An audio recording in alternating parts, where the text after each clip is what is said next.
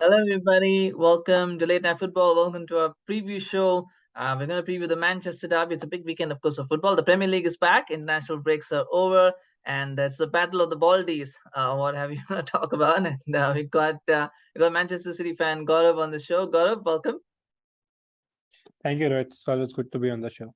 Yeah, it's been a while since we've done one of these. Actually, we haven't done one of these. Like, I haven't done one of these guest shows for a while, so it's great, and it's great to have you, of course. Right, let's get into it. Let's talk about the Manchester Derby because I will say this. I don't know what your thoughts are on it, and I'll ask you. But I have not been so intrigued by a derby in a very, very long time. Like I haven't, like there are games where United have lost, there are games United have won, but I never really felt the sort of intrigue that I'm feeling for this one because it's such a weird thing. City and in very good form, but they seem to sometimes self-destruct a little bit. United, you just don't know what you get. They're like a box of chocolates, as Tom Hanks would say. I'm intrigued to see what is there. What are your thoughts going into this game? It definitely is, Rohit. And to be honest, I think this is after 2 or 3 years that I'm not really confident, into the game because, as you said, you never know which city will turn up. We have this habit of going into the self-destruct mode, especially in big games. And I think Ten Hag has definitely improved United. I think they are a better Mhm. team now, and especially after that last month, we'll actually going to found who is the real bald fraud this time. Well, so yeah, it's gonna be who's the real ball fraud. I don't think this game will determine who's the real ball fraud or whatever. I think both managers have done really well so far. But yeah, but it's interesting. Let's start with the City point of view because I think City. The one thing is that City do have the focal point in Erling Haaland, but who do you start alongside him in the wings? Because I have actually an interesting theory for that, but I'll ask you first. Who do you think should start? Because you've got Mahrez, you've got Foden, you've got Grealish, you've got Bernardo Silva, perhaps. Who do you think is your ideal two to start alongside Haaland as the wingers, I should say? If it was up to me, Rohit, I would start Foden on the left and Bernardo on the right, with Mhm, Kevin De Bruyne, Gundogan, and Rodri in the middle. But I think it is going to be Foden and Grealish starting on the wings. mhm. And do you think that's? I mean, I know why Grealish starts, of course, we all know why Grealish starts, but is do you think Pep should maybe think, you know what, I don't need to make that decision. I've got to think beyond. Is it because of price tags? I don't know, but maybe he needs to not think about that and just go, because they've got a Champions League game coming in the midweek anyway, so he can play there. But that should be something that he should be taking a decision on. I think what Grealish brings to the team right now. I mean, if you look back at his Aston Villa days, he was completely different player. Hmm. He doesn't have that freedom in the City team, and I think he lacks a bit of confidence as well because of the price tag and performing badly consistently. But what he brings to the team, which Guardiola like, it's like he slows down the tempo if needed. Like if you are 1-0 or 2-0 up, you need those kind of players. I think we missed him in the probably the Real Madrid game, like He played in last that one season. though. I think he came from the bench Yeah, yeah, yeah, there, he like did. him and yeah. So maybe he brings that to the team as well, and apart from that, he's very clever at getting the fouls as well. I think that's what his role in the team is getting Yeah. fouls, isn't it? Yeah, I have an interesting theory. I think, and this is just my opinion, but I think you should actually not go with the 4-4-3. I think you should try a 4-4-1-1. Playing Alvarez because I think you play Alvarez and Haaland as a two. And the reason why I say that is because I feel, if there's one player you can target, it's Lisandro Martinez. And if you have two strikers, and Martinez has got to pick up a striker. And I just feel that Martinez is not very good man-to-man marking. Not in the sense that he can't man-to-man mark, but I think if you put a striker on him, it might make a difference. That's my opinion. Then you play De Bruyne and Rodri as your two, and you play either Grealish on the left or Foden, whoever, and you play Bernardo on the right because I think that could work.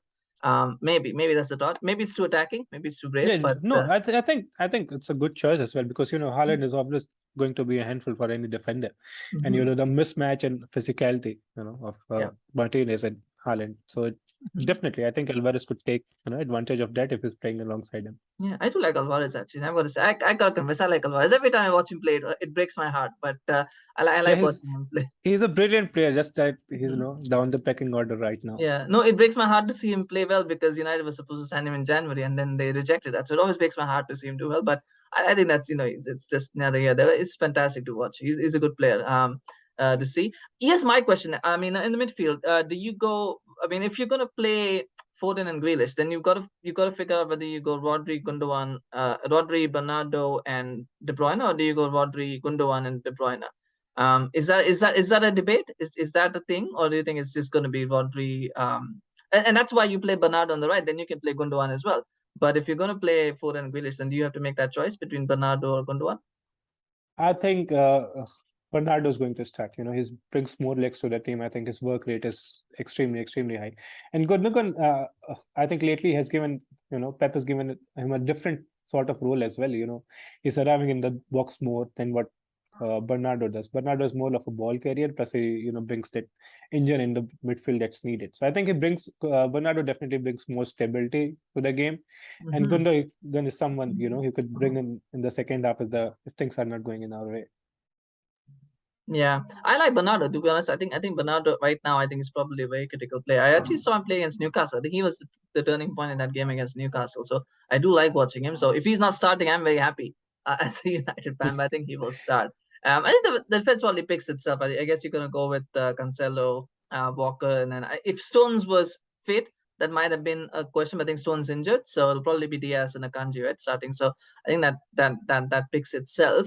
Laporta is back as well, but I think it will be too early for him to start again. I don't think he'll be coming straight into this game. I think it will take a while. But I mean, but that's City, right? I mean, they lost Stones, but they got Laporte back, so that's how it goes, right? City, that's one goes out, another world-class defender is just waiting to come in anyway, so it doesn't matter. And you still got Ake as well, so there's so many options for City. It's just it's an embarrassment of riches, as I say. Let's talk about Manchester United though, and this is I mean, the defense picks itself, and especially now that Maguire is injured, thankfully, I mean, as a United fan, I say thankfully, I mean, probably a disappointment for City fans. So I think that the defense pretty much picks itself.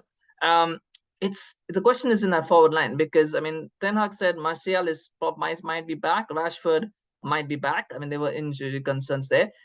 If you have to pick out of the four, if you say Martial, Rashford, Sancho, and Antony, who sits out for you out of those four? Who sits out? I think Martial. I think Sancho, Antony, and Rashford has to start. But I read somewhere that both Martial and Rashford are not fit. Ten Hag said that they're back in training, so they are a possibility for this game. They might not start. They might start. I mean, to be honest, if it's, I mean, I don't know, but he said that they are back in training, so I'm assuming at least one of them will start. I mean, I would go with that as well, with Martial not starting, because I mean he's not played a lot. But then the issue is, Gaurav, if Rashford is starting, I don't see that strike force causing too many problems for City, to be honest. I don't, because they lack that focal point, isn't it? And that's where I think Ronaldo would have been good, but a prime Ronaldo would have been good, not this Ronaldo. That's a problem, isn't it? I think the thing is, like, all three of them have got like serious pace. Actually, no, they don't. Actually, Sancho and Antony are not that fast. Yeah, not that fast, but they're good dribbler, and they're very good carrier of the ball, I think. And the way City play, with the fullbacks, either they're like coming into the midfield, playing as inverted fullbacks, that kind of leaves space on the wings a bit.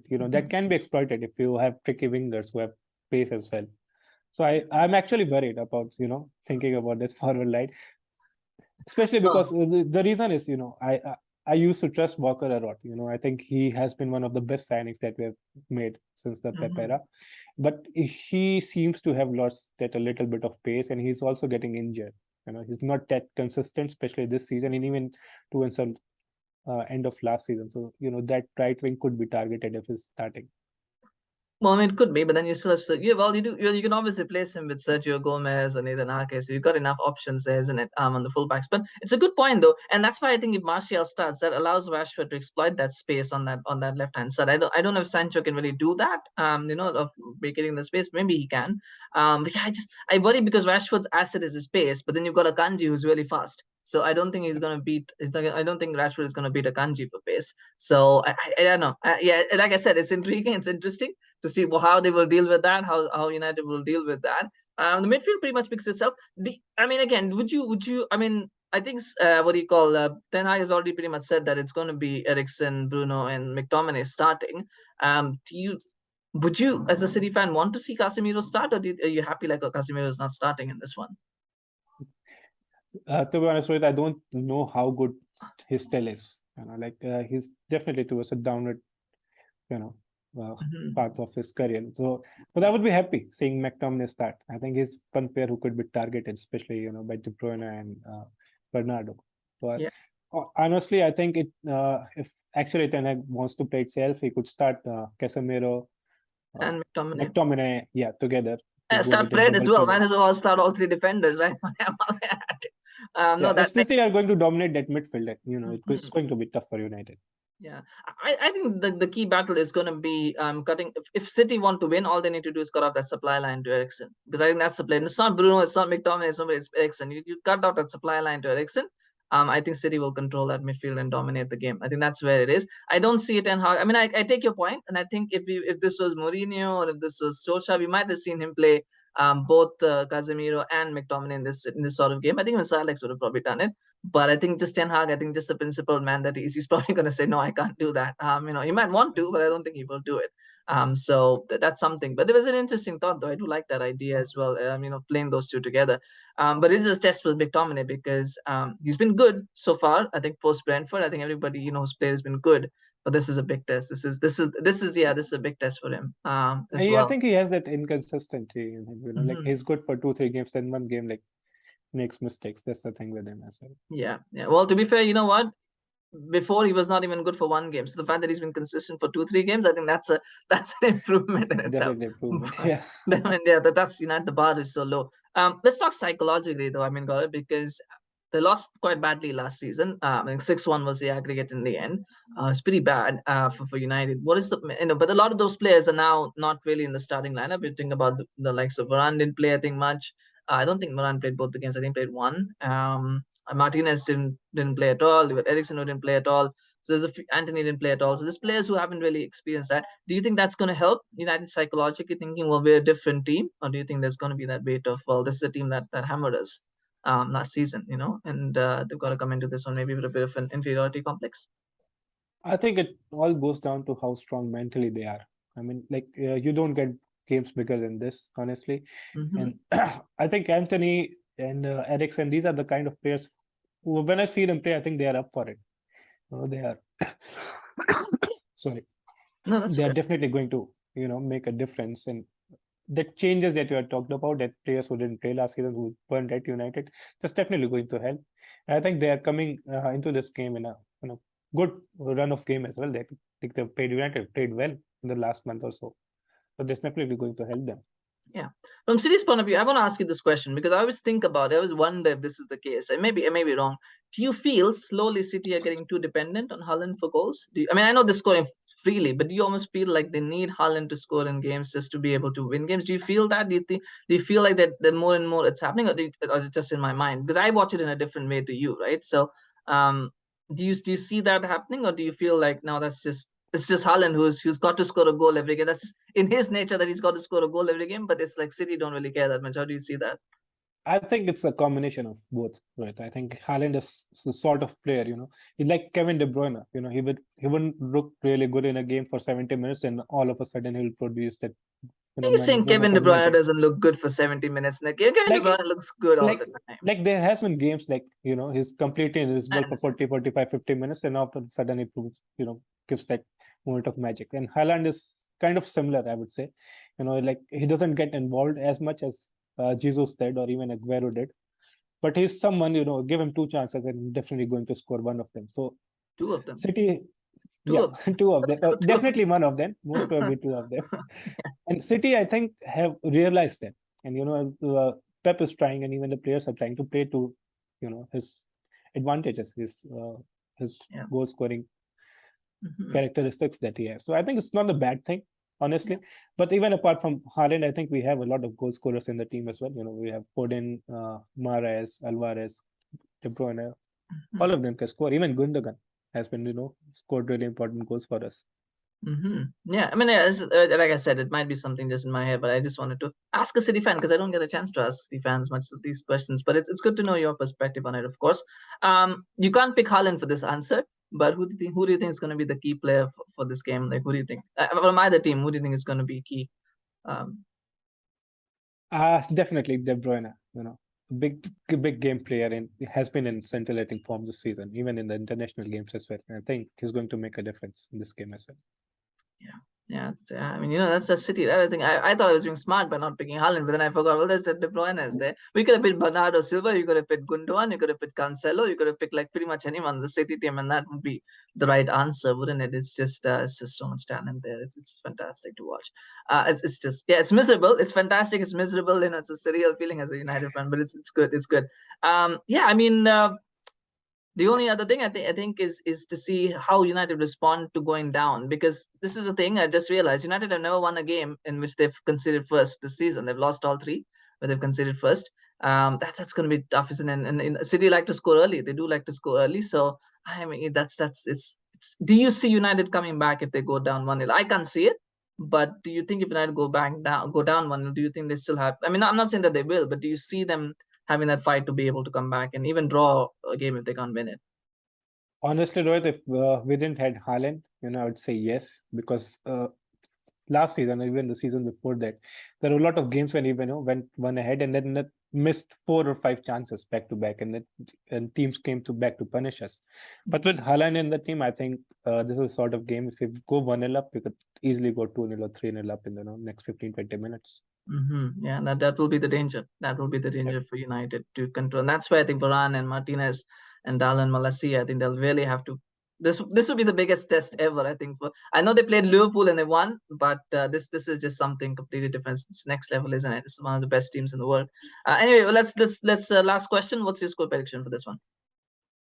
I think it's 3-1 to City. 3-1. Yeah, that's cool. Yeah. I think it's going to be 3-0. I can't really see United scoring, and not because they're that. It's just with the starting three of Rashford, Antony, and Sancho, I can't see United scoring a goal. That's my worry. I think if Marcelo was playing, I would have said maybe they're a chance, but if Rashford, I just don't see it. So that's why I'm saying they're going to score. But I think we all agree that City will score 3 because Haaland has his one goal that he has to score every game. That's his quota. And he get that one goal, he might get another couple as well. Do you think Haaland will score a hat trick in those 3 goals? Do you think it'll be a hat trick? No, I don't think so. I think 1 or 2 at max. 1 or 2 at max. I say 1 or 2 at max. Like, just say it's so casually. 1 or 2 at max. Yeah. It's like it's not fine. But anyway, thank you so much for joining me, Gaurav. It was wonderful to have you on the show and to get your thoughts and predictions. I think it's a nice one. I like having you on the show. I think it's good to you have this nice mind and you get some nice little thoughts. It's always great to talk to you. If you enjoyed that show, by the way, smash like for Gaurav and smash like for his analysis. I think, and if you're a City fan, smash like because we predicted City to win. So smash a like for that as well. Do let in your comments as well on what do you think is going to happen in this game. It's fantastic. It's going to be a great game. At least for the first 45 minutes, and then if after that City have won already, then of course it will be boring. But yeah, it'll be intriguing at least for that first half, and to see how United cope with City and how City approach this game, because it is going to be different from previous games for City as well. So it was interesting to watch. Do share your comments. What do you think? Thank you so much for watching. Do remember to subscribe to our channel on YouTube, follow us on Facebook. We're going to do all the match review. Well, not all, but we're going to got a few match reviews this weekend. So do subscribe so you can get notified as videos drop. Thank you so much for watching. We'll see you again soon. Bye-bye.